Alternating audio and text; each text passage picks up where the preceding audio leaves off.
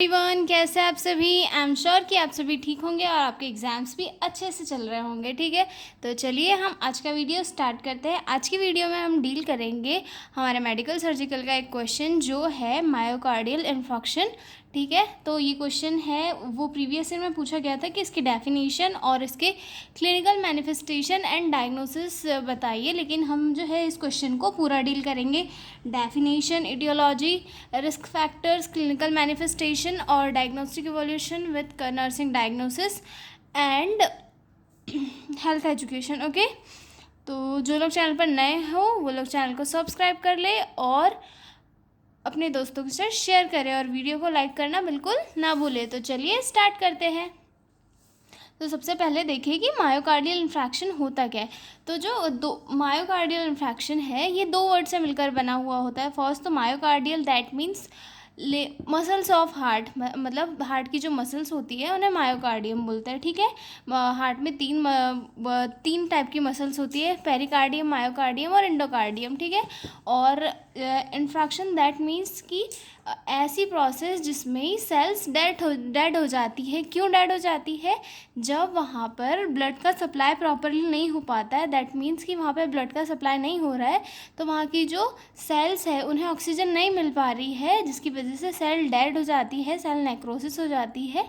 तो उसे इन्फ्रॉक्शन कहा जाता है। मतलब हार्ट की मसल्स में जो ब्लड फ्लो है वो प्रॉपरली नहीं हो पाने के कारण वहाँ की जो सेल्स है वो डेड हो जाती है और उसे ही हम मायोकार्डियल इन्फॉक्शन कहते हैं। इसे एमआई भी कहा जाता है और या फिर इसे हार्ट अटैक भी कहा जाता है। ठीक है, करंटली ये जो डिसीज़ है ये वर्ल्ड वाइड बहुत ज़्यादा फैल रही है, यानी कि बहुत ज़्यादा लोगों में देखने के लिए मिल रही है और सबसे ज़्यादा अमेरिका में देखने के लिए मिल रही है। ठीक है, तो चलिए स्टार्ट करते हैं। जनरल वे में अगर बता दूं कि मायोकार्डियल इन्फॉक्शन में जो हार्ट की ब्लड सेल्स होती है उन्हें ब्लड नहीं मिल पाता है, जिसकी वजह से वहाँ की सेल डेड हो जाती है और हार्ट की फंक्शनिंग जो है एबनॉर्मल हो जाती है, जिसकी वजह से पर्सन की डेथ हो जाती है या फिर पर्सन जो है एक लाइफ थ्रेटनिंग कंडीशन में पहुँच जाता है। ठीक है, डेफिनेशन देखते हैं। Myocardial infarction is a medical emergency that happens when blood flow to the heart muscle is blocked, usually due to blocked blood clot in coronary arteries. मतलब मायोकार्डियल इन्फॉक्शन एक ऐसी मेडिकल इमरजेंसी होती है जिसमें जो blood का flow है वो हार्ट की मसल तक नहीं पहुंच पाता या फिर नहीं पहुंच पाता या ब्लॉक हो जाता है। ठीक है, usually due to blood clot in coronary arteries. मतलब ये मोस्टली तब देखने के लिए मिलता है जब जो कोरोनरी आर्टरीज होती है उसमें ब्लड का क्लॉट बन जाता है। ब्लड का क्लॉट क्यों बन जाता है? जो कोरोनरी आर्टरीज होती है उनमें फैटी प्लैक्स जम जाते हैं और वो फैटी प्लैक्स जो होते हैं वो टूट के आर्टरीज में आ जाते हैं, मतलब ब्लड के अंदर आ जाते हैं और जो एक किसी पर्टिकुलर जगह पे जाके आर्टरी में ब्लड का जो फ्लो है उसे ब्लॉक कर देते हैं, जिसके कारण क्या होता है कि पूरे पार्ट्स में ब्लड फ्लो नहीं पहुंच पाता और मायोकार्डियल इन्फॉक्शन जैसी चीज़ें कॉज होती है। ठीक है, सेकंड डेफिनेशन देखते हैं। Myocardial infarction refers to the process by which myocardial tissues are permanently destroyed in the region of the heart that deprived of adequate supply of blood because of reduced coronary blood flow, subsequently necrosis or death of myocardial tissue occurs। मतलब जो MI है वो heart के जो part होते हैं उनमें एक परमानेंटली डिस्ट्रॉय कॉज करता है। मतलब जैसे कि जो अगर हम देखें कि हार्ट का कोई पार्ट है वहाँ पे ब्लड नहीं मिल पा रहा है, किसी पार्ट में ब्लड नहीं जा पा रहा है, तो वहाँ की सेल जो है डेड हो जाएगी, ब्लॉक हो जाएगी और जो चीज़ें हैं मतलब जो ब्लड सप्लाई है, हार्ट की फंक्शनिंग है वो परमानेंटली ब्लॉक हो जाएगी और उसे ही जो है मायोकार्डियल इन्फॉक्शन कहते हैं। ठीक है, myocardial infarction is the most common type of coronary artery disease. ये एक मोस्ट कॉमन टाइप भी है कोरोनरी आर्टरी डिसीज़ का। Myocardial infarction is also known as heart attack. इसे हार्ट अटैक के नाम से भी जाना जाता है। This cause part of the heart muscle to be damage और die due to lack of oxygen. मतलब ये जो डिसीज़ है ये हार्ट के किसी पार्ट को डैमेज कर देता है, सीवियर डैमेज कर देता है, या फिर जो है पर्सन की डेथ भी हो जाती है इसके कारण, ठीक है। अब इसकी इटियोलॉजी देखते हैं कि किस किस वजह से मायोकार्डियल इन्फेक्शन कॉज होता है। सबसे फर्स्ट आता है तो CAD यानी कि कोरोनरी आर्टरी डिसीज़ के कारण, मोस्ट कॉमन कॉज है इसका। सेकंड है ब्लड क्लॉट फॉर्मेशन इन नैरोड आर्टरीज, मतलब जो सिकुड़ी हुई आर्टरीज होती है उनमें किसी टाइप का कोई ब्लड का क्लॉट जम जाना, जिसकी वजह से जो ब्लड फ्लो है वो प्रॉपरली नहीं हो पाता है और हार्ट का जो पार्ट है उन्हें ब्लड नहीं मिल पाता है, ठीक है। सीवियर स्ट्रेस, फिज़िकल स्ट्रेन, मतलब अगर किसी को जो है सीवियर स्ट्रेस हो तो उसकी बॉडी में भी होने के चांसेस होते हैं।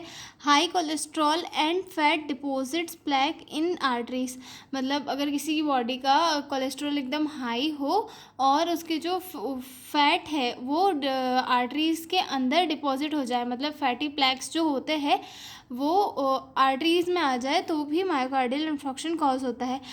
इसमें जो हमने पहले देखा था इस्चेमिक हार्ट डिसीज़, इसमें इस्चेमिक हार्ट डिसीज़ में क्या हो रहा था, जो आर्टरीज थी आर्टरीज में फैटी प्लैक्स उनकी वॉल पर बन जा रहे थे, तो ये जब फैटी प्लैक्स उनकी वॉल्स पर बन रहे थे और बनने के बाद में अगर ये ब्लड में आ जाते हैं, ब्लड में आने के बाद में ये क्लॉट का फॉर्मेशन करते हैं और क्लॉट का फॉर्मेशन करने से ये जो है जगह जगह पर ब्लॉकेज कॉज करते हैं, ठीक है। उसके बाद स्मोकिंग, ओबेसिटी, डायबिटीज़ और हाइपरटेंशन ये भी एक कॉज है जो मायोकार्डियल इन्फेक्शन कॉज करते हैं, ठीक है। रिस्क फैक्टर देखते हैं कि किन किन रिस्क फैक्टर से ये डिसीज़ कॉज हो सकती है, ठीक है।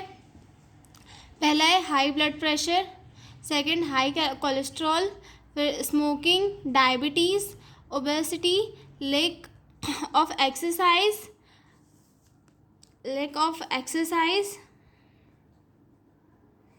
देन अनहेल्थी डाइट, उसके बाद एक्सेसिव अल्कोहल यूज़ और स्ट्रेस। ये सारे इसके रिस्क फैक्टर है जिनकी वजह से मायोकार्डियल इन्फेक्शन कॉज हो सकता है, ठीक है। क्लिनिकल मैनिफेस्टेशन देखते हैं। सीवियर चेस्ट पेन और प्रेशर में spread to left arm, neck and jaw, मतलब जब किसी पेशेंट को मायोकार्डियल इन्फेक्शन होगा तो उस टाइम पे उसका जो चेस्ट है उसमें बहुत ज़्यादा सीवियर पेन होगा, उसे अपने चेस्ट के ऊपर प्रेशर फील होने लगेगा और ये जो प्रेशर है धीरे धीरे अपने उसके जो आर्म तक भी जाने लगेगा, लेफ़्ट साइड वाले आर्म तक जाएगा, नेक तक जाएगा और जो लाइंस है वहाँ तक भी जाएगा, ठीक है। उसके बाद शॉर्टनेस ऑफ ब्रीथ, SOB देखने के लिए मिलेगा, सांस लेने में उसे दिक्कत होगी। स्वेटिंग, कोल्ड क्लीमी स्किन, मतलब स्वेटिंग उसे बहुत पसीना आएगा, ठीक है। नॉजिया, वोमिटिंग होगा, डिजीनेस होगा, फैंटिंग होगा, फटिग होगा, वीकनेस होगी। देन आता है फीलिंग ऑफ एंजाइटी और ड्रून, मतलब उसे काफ़ी एंजाइटिक फील होगा, घबराहट होगी। Decreased cardiac capacity and output, उसका जो कार्डियक कैपेसिटी है ब्लड पंप करने की वो भी कम हो जाएगी और आउटपुट भी कम हो जाएगा। Heart rate and respiratory rate faster than normal, उसकी जो हार्ट रेट है और रेस्पिरेटरी रेट है वो बहुत ज़्यादा फास्ट हो जाएगी नॉर्मल से ज़्यादा। फिर oliguria, decreased output of urine, मतलब यूरिन का जो आउटपुट है वो भी काफ़ी कम हो जाएगा, ठीक है। तो ये इसके क्लिनिकल मैनिफेस्टेशंस थे। मैं पैथोफिजियोलॉजी जो है क्लिनिकल मैनिफेस्टेशंस के पहले हमें स्टडी करनी होती है तो हम पैथोफिजियोलॉजी स्टडी करते हैं और पेपर में आप लोग कॉजेज़ के बाद में पैथोफिजियोलॉजी लिखिएगा, उसके बाद ही क्लिनिकल मैनिफेस्टेशंस आएंगे, ठीक है। पैथोफिजियोलॉजी देखते हैं। Atherosclerosis, fatty plaques build up in the coronary arteries.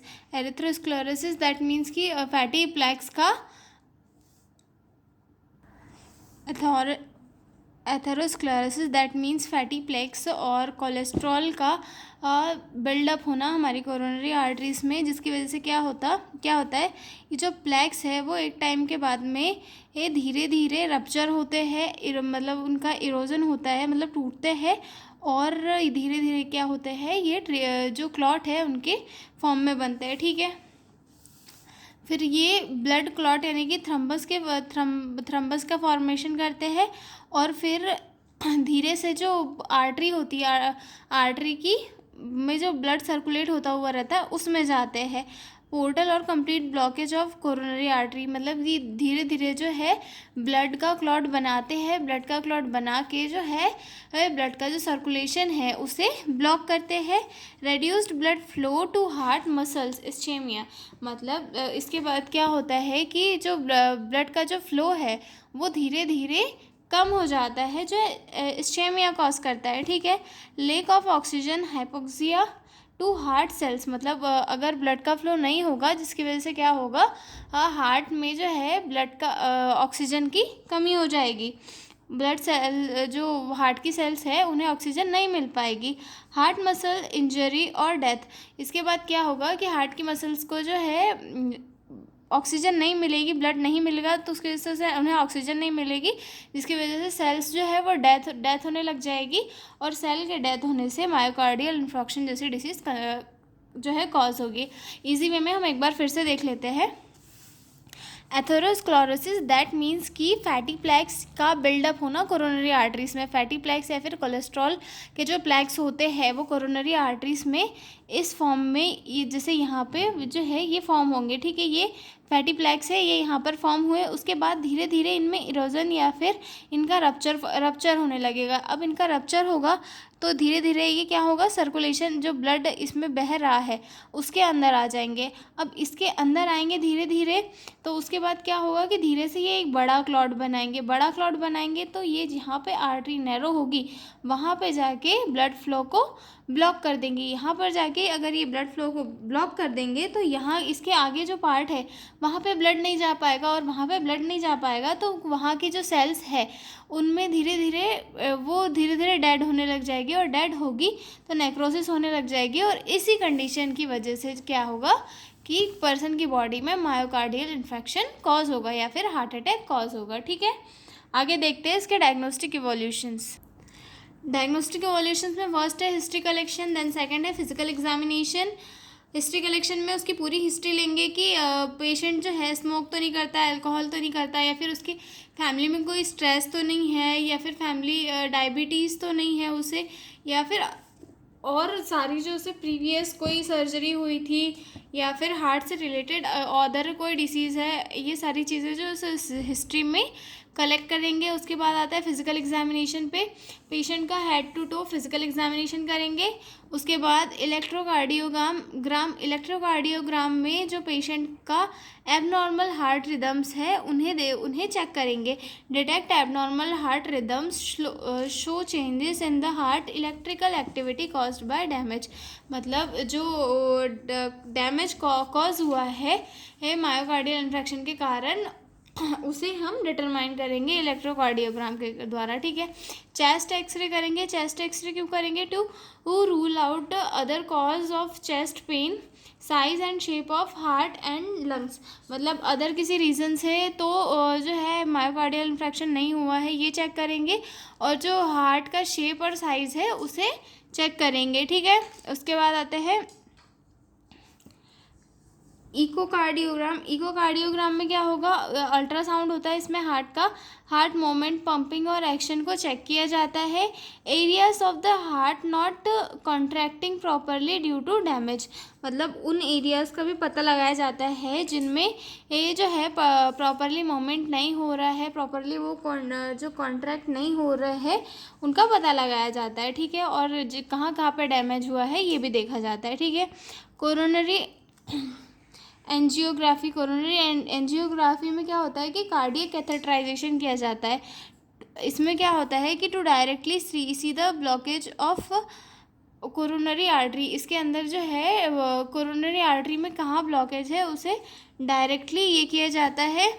A dye is injected into arteries using a thin tube catheter, मतलब इसमें जो है एक डाई डायरेक्टली इंसर्ट की जाती है कोरोनरी आर्टरीज में जिस कैथेटर के थ्रू, और एक्सरे इमेजेस के थ्रू जो है हमें ये शो होता है कि जो ब्लॉकेज है वो कितना सीवियर है, ठीक है। May be follow by angioplasty opening of the blockage, मतलब इसके थ्रू ही कभी कभी क्या एंजियोप्लास्टी कर दिया जाता है, मतलब जो ब्लॉकेज है उसे वहाँ से हटा दिया जाता है, ठीक है। अगला देखते हैं सिटी कोरोनरी एंजियोग्राम और MRI. Help access how much heart tissue is damage, मतलब इसके थ्रू में ये पता चलता है कि हार्ट का टिश्यू जो है वो कितना डैमेज हुआ है। अगला देखते हैं इसका मेडिकल मैनेजमेंट। मेडिकल मैनेजमेंट में सबसे पहले तो O2 थेरेपी देनी होती है, क्योंकि पेशेंट को जो है सबसे ज़्यादा ऑक्सीजन की नीड होती है। ऑक्सीजन की कमी की वजह से ही उसके जो ब्लड सेल्स है वो डेथ हो रहे होते हैं, ठीक है।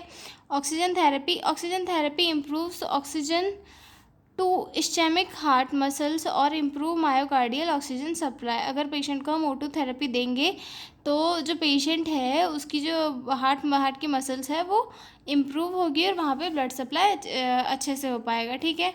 उसके बाद आता है थ्रोम्बोलाइटिक थेरेपी। थ्रोम्बोलाइटिक थेरेपी में क्या करते हैं, थ्रोम्बोलाइटिक एजेंट ऐसे एजेंट होते हैं जैसे कि यूरोकाइनेज और streptokinase and tissue plasminogen activators are used to dissolve clots and allow blood flow to the myocardium। मतलब इसमें जो एजेंट्स होते हैं वो ब्लड के क्लॉट को डिसॉल्व करते हैं, ब्लड के अंदर ही फैट के क्लॉट को जो है ब्लड के अंदर डिसॉल्व करते हैं और ब्लड का जो वो फ्लो है उसे इम्प्रूव करते हैं, ठीक है। अगला देखते हैं वेसोडाइलेटर्स क्या करते हैं, ब्लड वेसल्स को डायलेट करने का वर्क करते हैं, जिससे कि क्या होगा, ब्लड फ्लो अच्छे से हो जाए। नाइट्रोग्लिसरीन इसमें दिया जाता है। Temporary open the arterial blood vessels, promote Venus and arterial relaxation, improve blood flow. मतलब ये जो है आर्टरीज को रिलैक्स करता है और ब्लड के फ्लो को इम्प्रूव करता है, ठीक है। एंजियोटेंसिन कन्वर्टिंग एंजाइम इनहिबिटर्स जो है एंजियोटेंसिन फर्स्ट को एंजियोटेंसिन सेकंड में कन्वर्ट नहीं होने देता है, जिससे कि जो ब्लड वेसल्स है वो डायलेट ही रहती है, मतलब कॉन्ट्रैक्ट नहीं होती, जिसकी वजह से ब्लड फ्लो अच्छा होता है, ठीक है। Beta adrenergic blocking agents, beta blockers जो O2 का सप्लाई है उसे प्रमोट करते हैं, फॉर एग्जांपल के लिए प्रोपेनॉल। उसके बाद आते हैं कैल्शियम चैनल ब्लॉकर्स जो है वो O2 के सप्लाई और डिमांड के बीच में एक बैलेंस बनाए रखते हैं, जिसकी वजह से क्या होता है कि ब्लड फ्लो नॉर्मल होता है और ये BP को और हार्ट रेट को रिड्यूस भी करते हैं, ठीक है। उसके बाद एंटीकोगुलेंट थेरेपी जैसे कि हेपारिन दी जाती है कि जो कोगुलेशन है ब्लड में वो कम हो। उसके बाद surgical management, coronary artery bypass surgery की जाती है। फिर pre cutaneous transluminal coronary angioplasty की जाती है। कोरोनरी स्टेंट डाला जाता है, एथेरेक्टोमी किया जाता है और ट्रांसमायोकार्डियल लेजर रीवस्कुलराइजेशन कराया जाता है, ठीक है। ये इसके सर्जिकल मैनेजमेंट में आ जाता है। कॉम्प्लिकेशन में देख लेते हैं, डिसएरिथमियास होता है, हार्ट फेलियर हो सकता है, पोस्ट इन्फ्रैक्शन एंजाइना हो सकता है या फिर थ्रोम्बोफ्लेबाइटिस हो सकता है, ठीक है, फ्लेबाइटिस हो सकता है, ओके। उसके बाद नर्सिंग मैनेजमेंट देखते हैं। नर्सिंग मैनेजमेंट सबसे फर्स्ट हम असेसमेंट करेंगे पेशेंट के vital sign, chest pain, ECG और ऑक्सीजन का लेवल जो है और अदर जो कॉम्प्लिकेशन है उन्हें सबसे पहले असिस्ट करेंगे। उसके बाद उसे एमरजेंसी केयर देंगे। एमरजेंसी केयर में मोना करके 4 ड्रग दी जाती है। मॉर्फिन पेन को कम करने के लिए, ऑक्सीजन दिया जाता है जो अगर लो सैचुरेशन होता है उसको बढ़ाने के लिए, नाइट्रोग्लिसरीन दिया जाता है चेस्ट पेन को कम करने के लिए, एस्पिरिन दिया जाता है क्लॉटिंग से प्रिवेंशन के लिए, ठीक है। उसके बाद monitoring, observe the arrhythmias, heart position, patient comfortably and provide oxygen as needed. मतलब पेशेंट को मॉनिटर करना है, अरिथमियास को देखना है और पेशेंट को जो है कंफर्टेबल पोजीशन देना है, ठीक है। Pain and O2 management, give pain relief position patient comfortably and provide oxygen as needed. मतलब पेशेंट को अगर पेन वगैरह हो रहा है और अगर उसे ऑक्सीजन की नीड है तो उसके थ्रू उसे केयर प्रोवाइड करनी है, पेशेंट को कंफर्टेबल पोजीशन देनी है और ऑक्सीजन थेरेपी देनी है।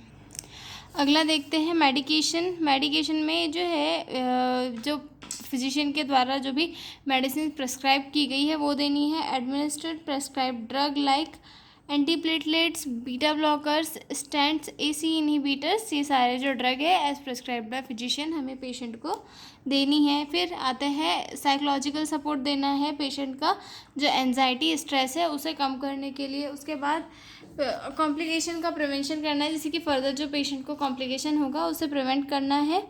और जैसे कि बेड सोर से पेशेंट को प्रिवेंट करना है, उसे मसाज देनी है इन्फेक्शन से, और ब्लड क्लॉट से पेशेंट को जो है प्रिवेंट करना है। ठीक है। डिस्चार्ज प्लानिंग भी करनी होती है, मतलब पेशेंट को उसकी जो मेडिसिन्स है और लाइफस्टाइल में चेंजेस है उसके बारे में जो है पूरा एजुकेट करना है। ठीक है। अगला देखते हैं, उसके बाद इसकी नर्सिंग डायग्नोसिस देख लेते हैं। सबसे फर्स्ट आता है chest pain due to lack of blood flow to the heart. फिर उसके बाद आता है anxiety fear related to perceived threat of death and sudden illness evidence by restlessness. उसके बाद risk of activity intolerance related to imbalance between oxygen supply and demand during excretion, risk of fluid volume overload related to impaired cardiac function, deficient knowledge से related जो एक nursing diagnosis होती है वो बनानी होती है। ठीक है। आई एम श्योर कि आपको वीडियो पसंद आया हो और जल्दी से मेरे चैनल को सब्सक्राइब कर ले, वीडियो को लाइक करें और अपने दोस्तों के साथ शेयर ज़रूर करें। Thank you. मिलते हैं हम अगले वीडियो में। Bye bye.